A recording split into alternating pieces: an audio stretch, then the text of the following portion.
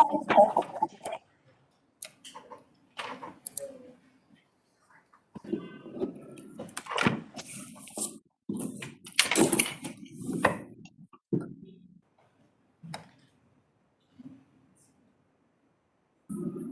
evening. Okay.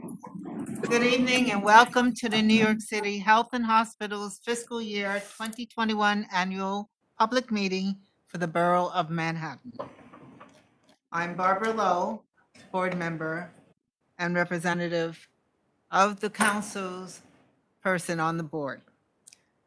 Good evening, ladies and gentlemen. Before we get started with the formal program, I would like to call to your attention the availability of language translation services in Cantonese, Spanish, and Mandarin. If you require these services and would like to register to speak, please call us. The phone number is 212-788-3359. I'll repeat it. The number to call for language support services is 212-788-3359. Thank you. Again, I would like to thank you for joining us and would like to introduce the board members who are participating this evening. Going to do a quick check. I will start with our board chair, Mr. Jose Pagan. Hi. He's our chair of the board. Go ahead, Jose. Good evening. Good evening. Robert Nolan, City Council Representative for the Bronx. Good evening, Barbara. Good evening. Philip Waddell, representing Deputy Mayor Hartzell. How are you? Sally Hernandez Pinero. Benioski Benamora. Good evening. Freda Wang. Anita Karawatra. Sorry, Anita. And Dr. Mitchell Katz, President and CEO. Also on the panel are Andrea Cohen. She is the Senior Vice President and General Counsel and moderator for this evening's program. Ms. Calicia Hercules, our secretary to the corporation. I would also like to acknowledge Wilma Cabral, constituent manager, representing Senator Brian Benjamin, District 30, in a listening capacity. On behalf of the board, I would like to extend our thanks and acknowledge the leadership at our Manhattan facilities. Ebony Carrington at Harlem Hospital.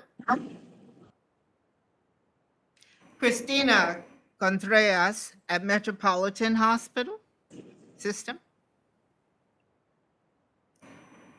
We have William Hicks, Bellevue. Mr. Floyd Long at Henry J. Carter. Robert Hughes at Kohler. And Dr. Susan Sales at Gouverneur. They are joined by their dedicated staff for providing exemplary services to our public health system and the people we serve. And to all here, thank you for your support as we strive to provide equal access to safe, affordable, quality care for all. Now I will turn the microphone over to the President and CEO, Dr. Mitchell Katz, to continue with his remarks. Thank you. Good evening, everyone. It's always a pleasure to follow Barbara Lowe because not only is she a board member, but she has been a major part of health and hospitals in a variety of nursing roles. And we applaud her for being with us and for all her help. Thank you. A little over a year ago, our health system admitted its first patient with COVID.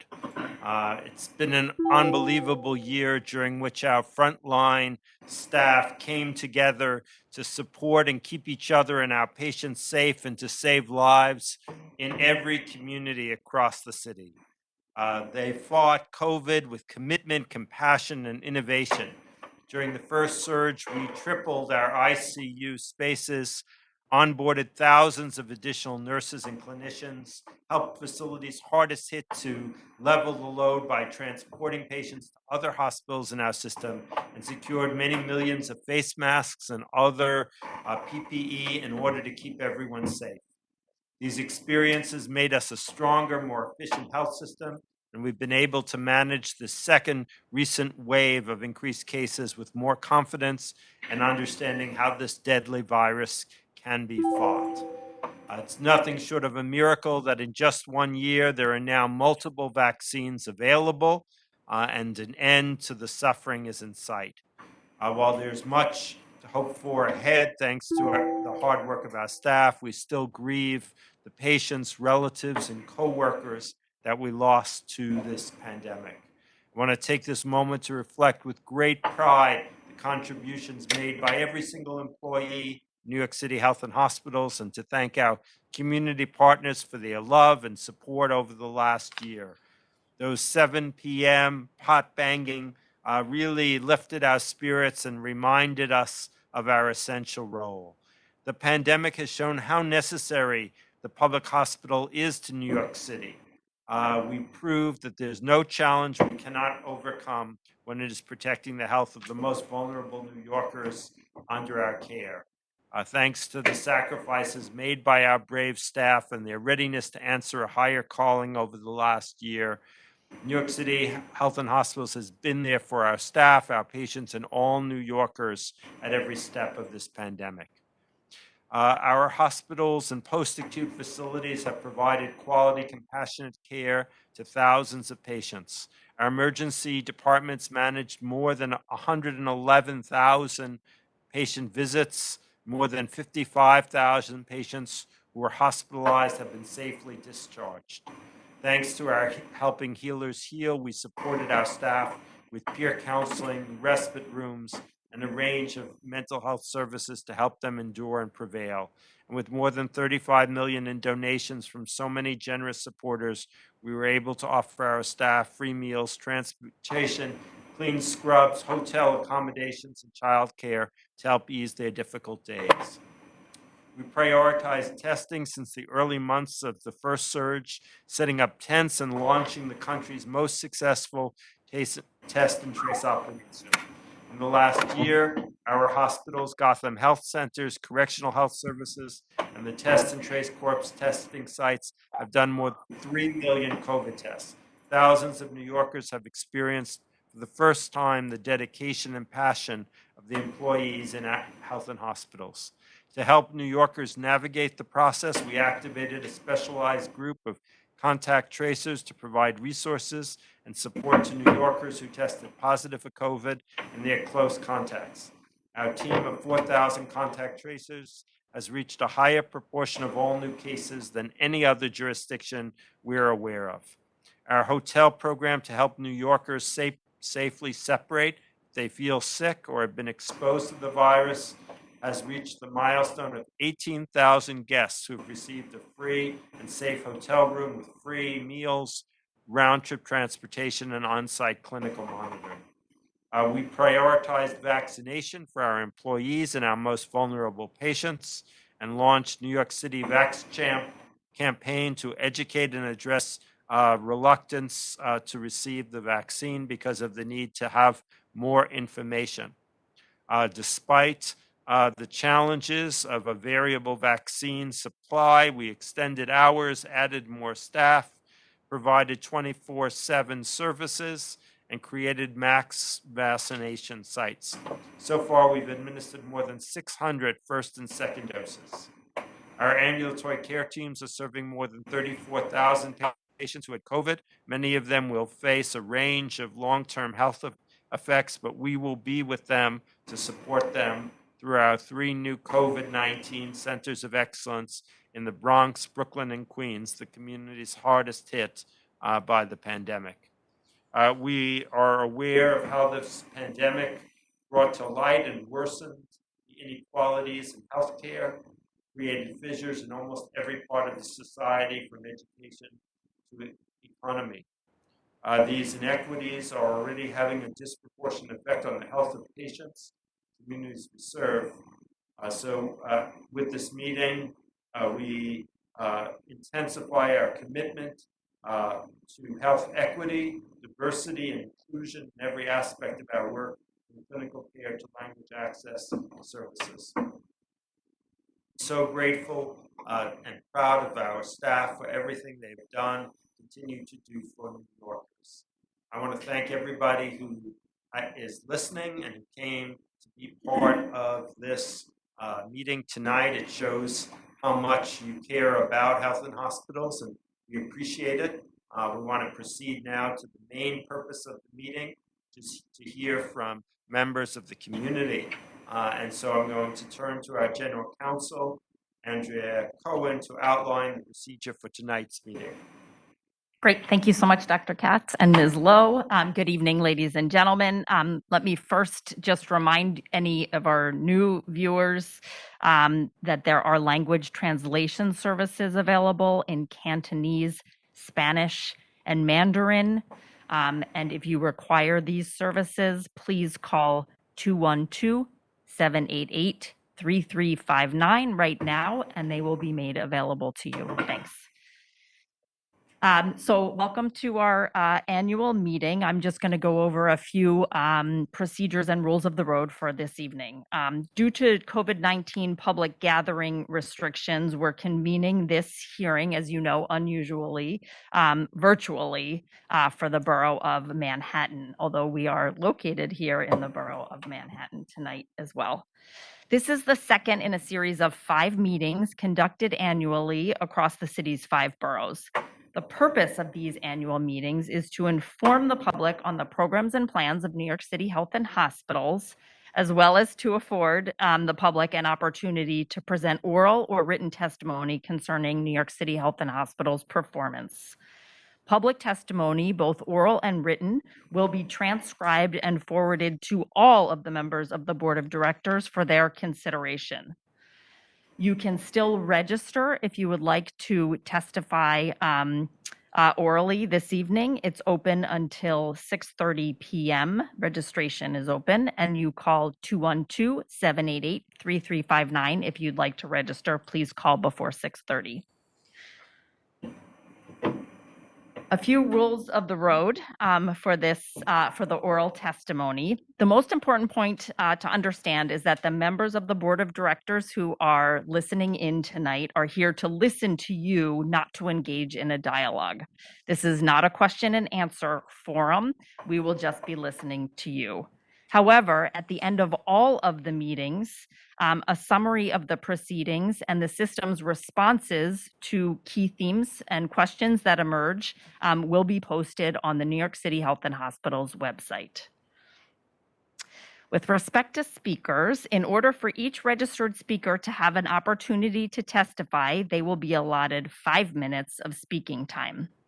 On your screen, when you're speaking, you will see an electronic timer in the corner that will provide warnings about the amount of time that you have left. A green light will indicate that you are at the beginning of your testimony. Thank you so much for the demonstration. A yellow light will indicate that you have 2 minutes remaining in your allotted time, and a red light will signal that your time has elapsed. And once it begins to flash, you've exceeded your time, and I will interrupt you and ask you to conclude your remarks as quickly as possible. Immediately, really. If you don't complete your comments within the allotted time, please don't be concerned. If you have a written statement of any kind that constitutes your full remarks, you can submit those comments by calling 212-788-3359, that same telephone number, and make arrangements to submit your full testimony into the record. And again, all testimony, written and oral, will be made available to every single member of our Board of Directors for their consideration. Finally, I apologize. I will be calling the speakers. I apologize in advance if I mispronounce any names of the speakers. Please correct me if I do so and let the audience know the proper pronunciation of your name. I thank you so much for your participation, and we look forward to hearing your views. And we will now begin with the first presenter, who is Michelle Booker, who is the Deputy District Director representing Congressman Espaillat from New York's 13th Congressional District. Michelle Booker. Hello, good evening, everyone. Are you able to hear me? Yes. Yes. Yes, good evening, good evening. Very well. It's a blessed day, it's a beautiful day, and I'm grateful to see everybody's beautiful faces. On behalf of Congressman Espaillat, we just would love to applaud New York City Health and Hospital System. In our New York Congressional District, we have Metropolitan Hospital, Harlem Hospital, Gotham Health, and North Central Bronx. And they really have been at the forefront of the COVID-19 and the healthcare response. We've worked with them extensively and partnered with everything from flu shots to making sure individuals were able to be tested, assisting with PPEs. I remember I came out during the day where there was a great party in front of Harlem Hospital, and there was dancing and just a lot of joy and support of the healthcare workers. I had a great time. A lot of people were out there. It was wonderful. I would also like to, unfortunately, we know a lot of people unfortunately lost their lives to this pandemic. And so our office would like to extend our condolences to everyone who has been impacted by COVID-19, who has lost a colleague, a friend, a family member, or anyone they have loved during this time. We share our condolences. Health and hospitals has been a critical resource to New York City and New Yorkers since the very earliest days of the COVID-19 pandemic in 2020. The Test and Trace Corps, with over 4,000 contact tracers citywide, continues to be an invaluable resource, especially since we are finding COVID-19 variants and need to continue to be vigilant. Health and Hospitals has continued in setting up testing sites on location and running test sites across New York City since the start of the pandemic for all New Yorkers, and that was a triumphant and very successful in encouraging people to get tested. This was the foundation for the vaccination sites and the pop-up on locations at major hospitals, health clinics, and wherever health and hospital professionals could be deployed. As an example, Metropolitan Hospital in the heart of East Harlem has likely cleared over 17,000 vaccinations since mid-December, and Harlem Hospital likewise has done close to 12 to 13,000. So we applaud you in the efforts of dealing with vaccine hesitancy and helping New Yorkers be vaccinated. Now New Yorkers at the age of 16 and older are eligible for vaccinations at health and hospitals, and we are tremendously lucky to have this vital, important resource so readily available. With over 5.7 million COVID-19 vaccines administered here in New York City, we know how much health and hospital means to our city and to our public health and our community health. This past year, nearly 15 months now, has been extraordinarily difficult for New Yorkers. Sorry for the noise. And we know that this is so important, but we give a message of hope. And all the work that Health in Harlem Hospital and all the hospitals throughout the health and hospital system have provided hope, and we are really encouraged by that.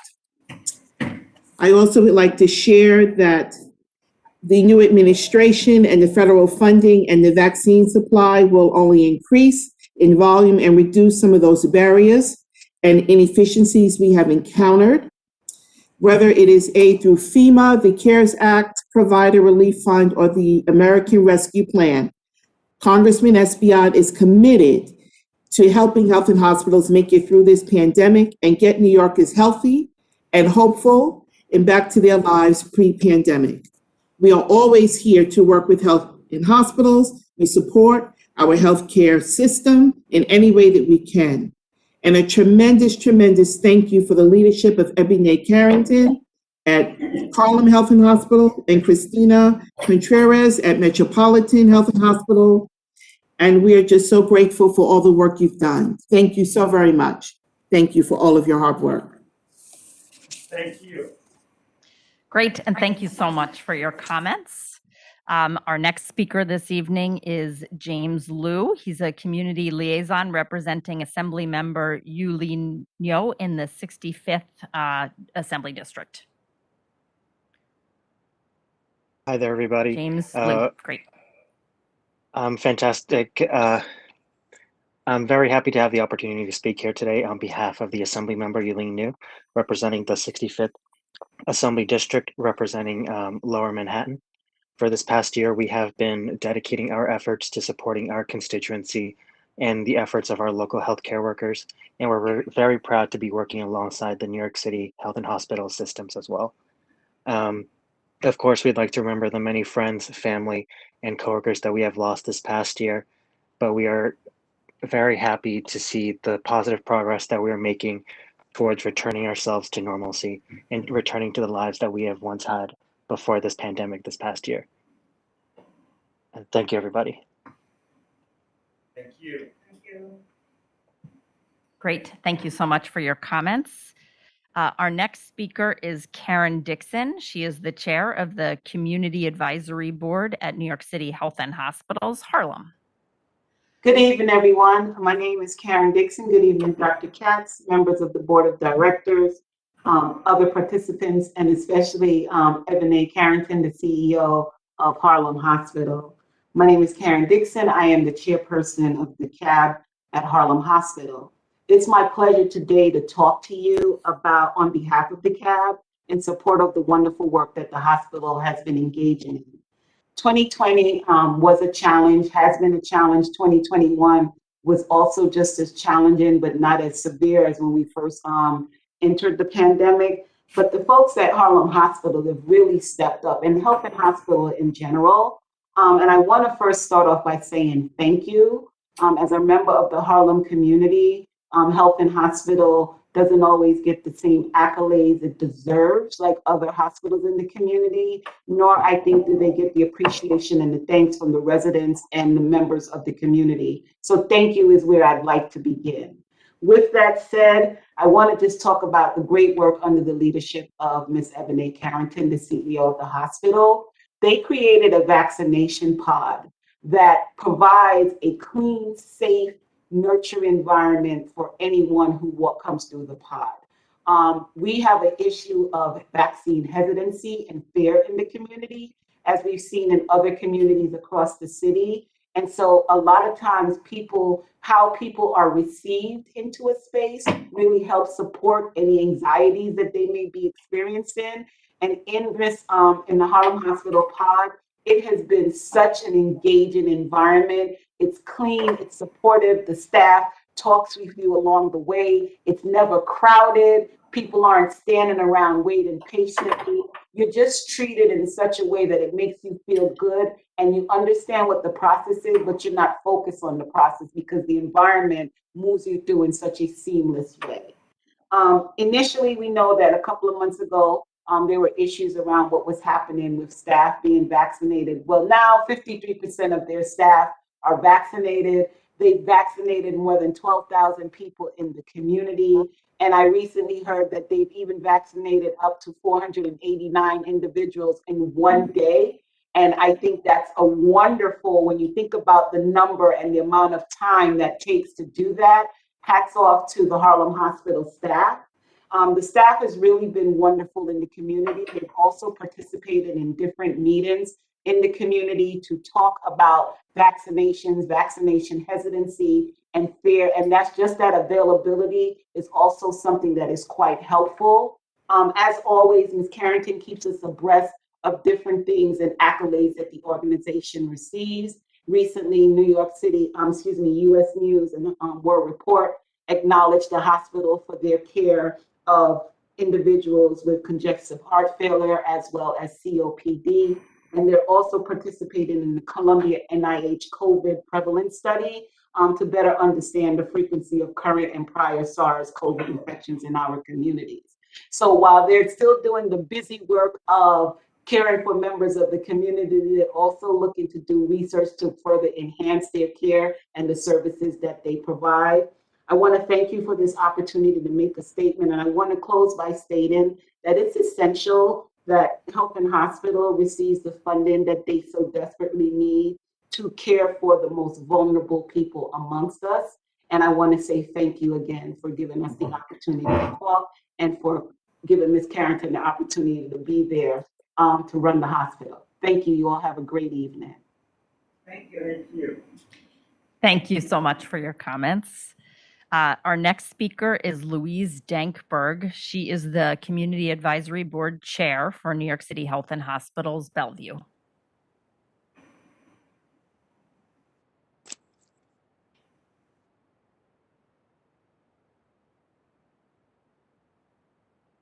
All right, we'll wait for another.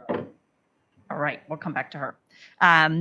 Next speaker, and we'll come back to Ms. Dankberg, is John Giovanni Bresevich, the Community Advisory Board Chair at New York City Health and Hospitals Metropolitan.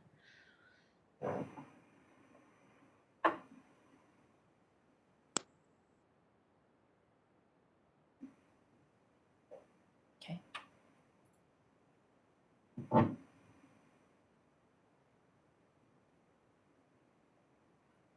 Okay, John Bresevich from Metropolitan. Is he on? He's on, just trying to connect. Okay, we'll wait a moment. Thank you.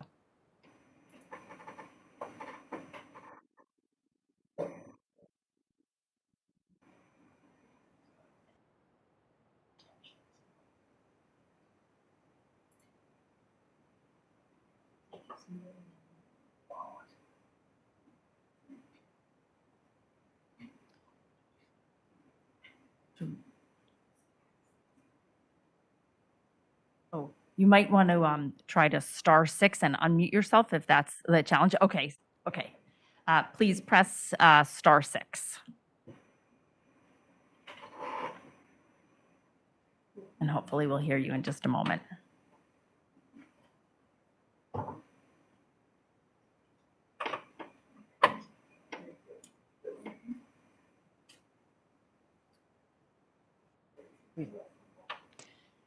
Okay, okay. Sorry for the technical difficulties. I think we're going to go on to the next speaker, and we will certainly come back. The next speaker is Judith Birdie, a Community Advisory Board member from New York City Health and Hospitals Kohler. Okay. Okay. Good afternoon. Great. My name is Judith Birdie, and let me get my microphone. I'm a CAB member for many years, and I work with Gary Delmonth and our former chair Gladys Dixon on the Community Advisory Board. And I'm also on the Kohler Auxiliary and the co-chair with the co-chairman on the Council of Auxiliaries. The last year has been everything from turmoil to treatment to recovery and soon rebirth. As we know, Kohler was the site of the Roosevelt Island Medical Center, which treated post-COVID patients on Roosevelt Island. Though I could not visit personally when the hospital was in operation, I've heard of the dedicated Kohler and visiting staff. I worked with the generous donations that were brought to Kohler and to the RMC during that period. And it's great to see Floyd Long is back at Carter. We may come on and visit us again. Just don't bring 300 patients with you, please. And it was a test of Kohler. It was a test of Carter. It was a test of health and hospitals. And it really went well. I mean, nothing is perfect, but considering the situation we were in, as I sit in my apartment looking out a mile or two away at Elmhurst and what was happening in the city, I'm very proud of all the health and hospitals operations and how well they went and how well we treated everyone. Though there were some residents who had a little agitation as we had the hospital patients in our facility, we're proud of this, that the space could be used. Getting Kohler back on track back on track has been challenging. And now we have 88% of our residents vaccinated and over 50% of the staff vaccinated. One point continues to be contentious with the residents is that they are quarantined for 2 weeks when a staff member from their unit is tested positive. Now, a unit or two with COLA can be 50 people, so that's a lot of people who are stuck in their unit for 2 weeks at a time. Mr. Hughes can tell you some units have had months and months of being in quarantine because not the residents, but the staff have tested positive. And it really is distressing, as our patients say, that there's nothing can be done if the staff member doesn't want to be vaccinated, even though our staff is tested twice a week. And the first day they return, they receive a rapid test. So, we wish there were stricter rules, but we do understand how these things operate. The nursing home residents have been patient and obedient with New York State DOH and CDC guidelines. Starting this week, our residents can travel to the community under hospital guidelines. Still, we cannot usually have inpatient, in-house meetings unless they're for compassionate reasons. The administration has done all in their power to make life easier. Accolades to the Therapeutic Recreation Department, whose staff has gone above and beyond to make life comfortable, and to all the people at COLA who've done everything they could to make life better while you're stuck in your unit for 2 weeks straight. COLA has a steady population of 500 residents whose home has been disrupted, interrupted, reassigned, quarantined, and really, it's now up to our politicians to also do better legislation. We need better legislations running not only municipal nursing homes, but all nursing homes. It is time that we do not operate on nursing homes on a minimum standard. We should go above and beyond the standards. From what I understand, our staffing is better than private nursing homes, but it is really sad that nursing homes operate on a thin margin, shall we say. Our COLA administration continues to have frequent and effective meetings with the Community Advisory Board, constantly meeting with the residents, walking around, talking to the residents and the advocates. The welcoming door must continue to be open to discussion, and we must continue to make COLA a better home for everyone who works there, lives there, and is part of the COLA community. Thank you. Great. Thank you so much for your comments. We'll now hear from, I hope, Joyce Rivers, who's the Executive Officer of the Sydenham Community Advisory Board.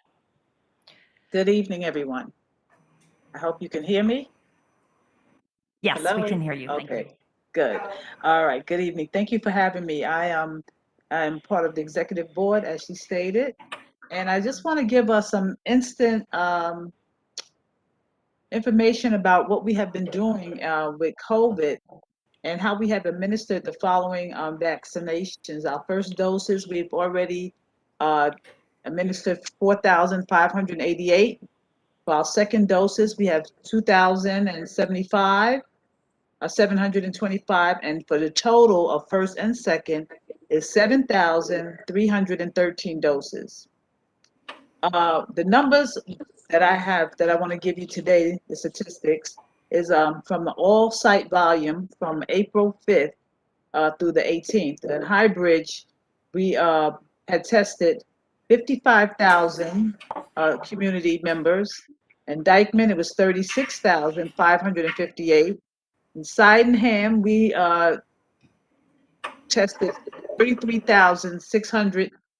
And St. Nicholas, 10,275, for a total of 135,852 testing in our community. And we are very proud of those numbers. At Sydenham, we have received the preliminary recognition in February 2021 for the Diabetes Prevention Recognition Program. And as such, we're continuing our diabetes education classes as a means to successfully impact disease control for our patients and obtain full recognition.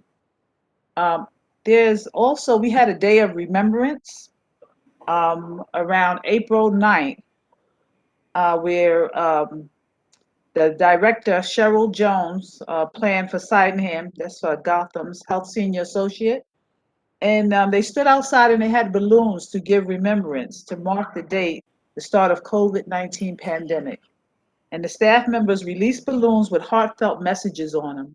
And we just want to say that we're just having an impact on the community of getting to our new normal with this disease. Thank you for having me. God bless you. Thank you. Thank you. Thank you very much for your comments.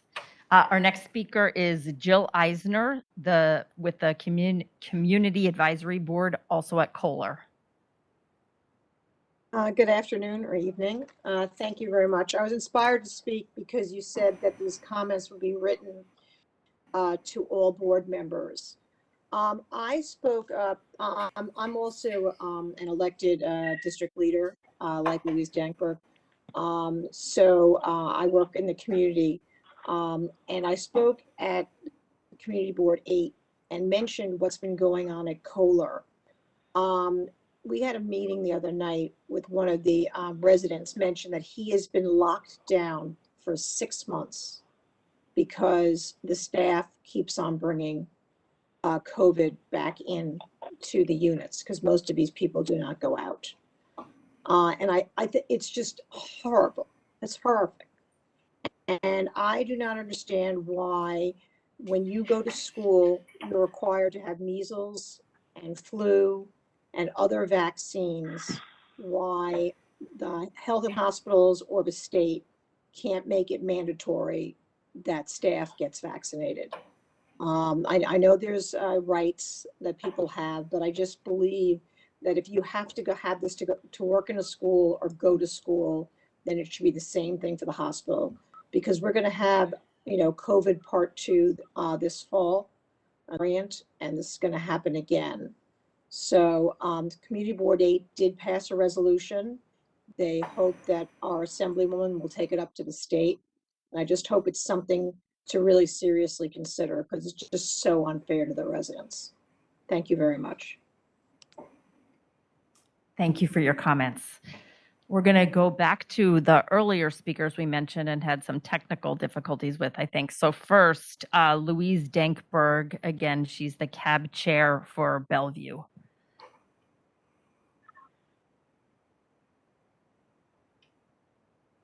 No. Louise Dankberg, no. Okay. And so now John Bresevich, the CAB chair at New York City Health and Hospitals Metropolitan. I'm here if you could hear me. We can hear you now. Okay. Thank you for coming back. I'm pleased to announce that at Metropolitan, we have done a great job with the help of the administration in testing and in vaccines and in managing the virus. We average only 1 to 2 lost patients a month, and most of them have comorbidity issues. And we have no more than maybe 6 to 10 patients in ICU, and many of them are patients that are brought in from other hospitals since we have the capacity. We're very proud of our staff. We, with Dr. John Pellicone, Dr. Noreen Brennan of nursing, and with Robert Birdie in facilities management, we've been able to expand the best parts of the hospital to take care of our patients in our community. Our hospital was at the verge of not being there a few years ago, and we have done an extraordinary job with the help of our prior executive director, Alina Moran, Chris Roker, and now Christina Contreras. The only problem we've had is that we seem to be changing executive directors every year, and we'll get to that in the last statement. We are well funded for all our capital projects.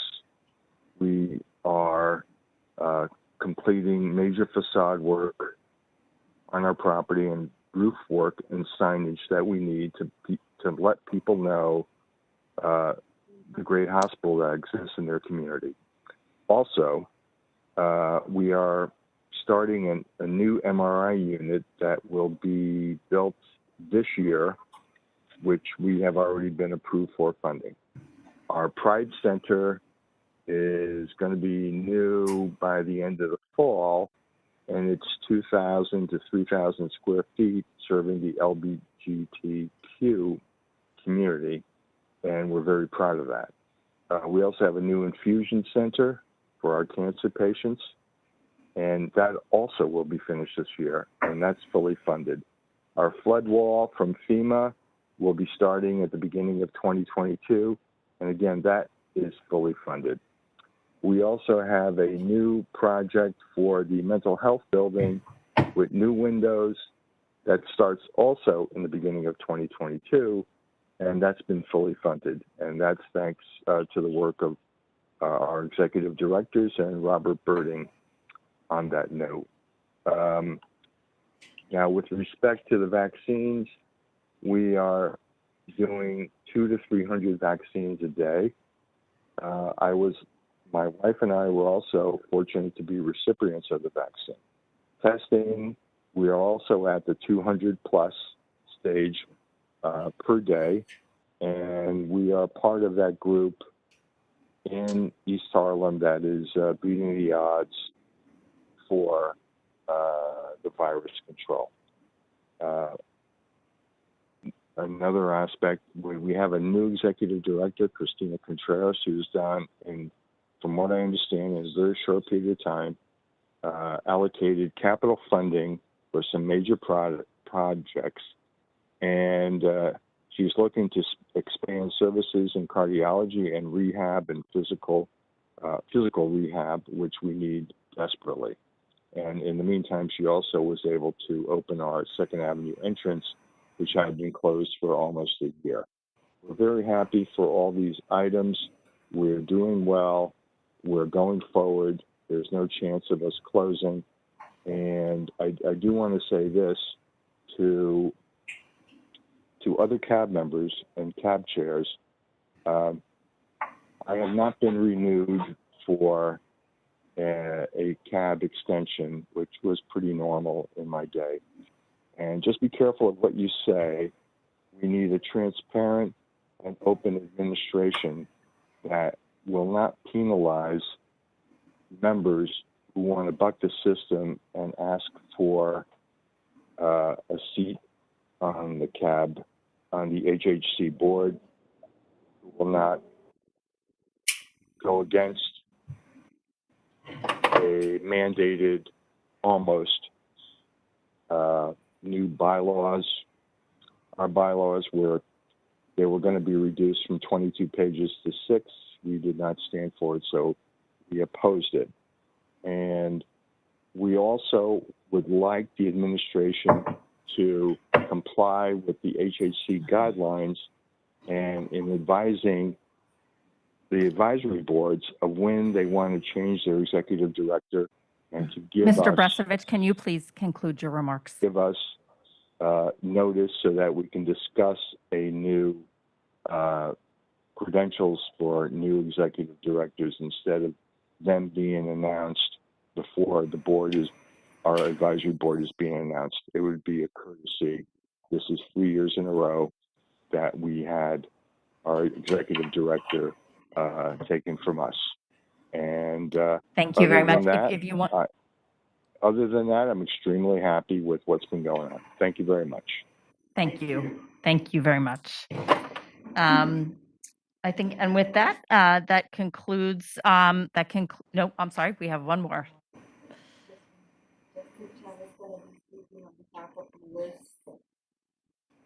The cab chair of Harlem Hospital. Justin Chen is going to be presenting. Okay, sorry. We have someone speaking for Louise Dankberg. It's Justin Chen. Is that correct? From Justin Chen. the CAT. Hi, Chin, sorry, thank Justin you, Chin. from Bellevue. Thank you. Go ahead. Yes. Hi, everybody. I'm going to be reading on behalf of Louise Dankberg. So she writes, "Good evening, Mr. President. Good evening, President Mr. Michelle Katz and members of the Health and Hospitals Corporation Board of Directors. Welcome to Bellevue Hospital Center. I am Louise Dankberg, Chairperson of the Bellevue Community Advisory Board. 2020 was a difficult year for me as I contracted severe COVID in March and was given a 20% chance of survival. I was rushed to Bellevue by ambulance and spent the next several months recuperating. I do not remember most of what took place, but remember waking up to see our CEO, William Hicks, and Evelyn Hernandez, Public Relations Director, at my bedside, and my husband on the other side of the glass door. It took weeks to put all the pieces together, and I still have problems after COVID with walking and getting my strength back. However, I didn't know that I needed to give back to Bellevue for saving my life and volunteered to become the chairperson again. I want to thank you for the opportunity to testify at this hearing on behalf of the CAB. I also recognize and thank the senior administrative staff at Health and Hospitals, especially Kensel Satchel, Amira Badi, Justin Chin, Renee Rowell, Carlotta Brooker, Ziomara Wallace, Melissa Henry, Linda Labardi, Alvin Young, and Ruth Hunt. I thank you all for your support of the Bellevue Hospital Center and the services it provides. It is so important for the entire community to receive preventative early detection and specialized care as we continue to serve everyone regardless of insurance or immigration status. We are the flagship hospital of Health and Hospitals and have quite a reputation to uphold and continue. In my time as CAB chairperson, I have seen the membership involved in many phases of Bellevue's activities. Community committees are fully functioning, attendance is up, and there is electricity in the air at all our events. We are very involved in numerous hospital and community events and participate at monthly Council of CAB meetings and its Community Relations Committee. Completely separate from Bellevue Hospital and the Health and Hospitals, as an independently elected by the voters, I also serve as a Democratic Party political district leader. I have the good fortune of knowing our local elected officials and staffs. They are kept informed of Bellevue events and Bellevue of what they are doing for the health and hospitals. We all look forward to our elected officials participating at our meetings. Most of the elected officials personally attend our legislative breakfast, which is a perfect opportunity to meet and greet the CAB and community. People are quick to criticize, but I must tell you of two recent wonderful experiences at Bellevue. I need to get in touch with the call center. The entire call, including going through all the prompts, took less than 5 minutes. It was a smooth, easy call, and the representative was knowledgeable, professional, and very helpful. My husband and I got our COVID vaccinations at Bellevue. Although very crowded, every part of the process was quick and professional. I was amazed at how so many people could be taken care of in such a short period of time. The CAB continues to be concerned about financial crises. We must find ways to do more with less. Understanding the need for revenue at Bellevue, we also know the needs of our community and hope for continued and stronger ongoing dialogue between Health and Hospitals, Bellevue, Community Board 6, CAB, and elected officials. The CAB wants to be an integral part of Bellevue Health and Hospitals community and not just in existence because of a mandate. We take our responsibilities very seriously and will continue to be more than just rubber stamps of any political administration. We want to be part of the solutions to the needs of Bellevue and community. I end with a quote from Irish dramatist George Bernard Shaw. Our lives belong to the community, and as long as we shall live, it is our pleasure to do whatsoever we can. We want to be thoroughly used up, and when we die, for the harder we work, the more we live. Life is no brief candle to us.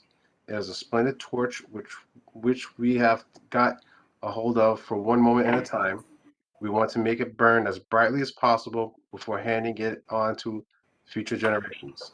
The CAB hopes that you will burn that torch together with us for the benefit of Bellevue, the community, and all of us. Thank you, Louise Dankberg, Chairperson of the Bellevue CAB. Thank you, everybody. Thank you. Thank you very much. And with that, I think we are concluded. Thanks so much for joining us this evening and sharing your views. Bye-bye. Thank you very much. Thank you. Bye-bye. Thank you. Thank you for Good having night. me. Take Thank care. you. Take care, everyone.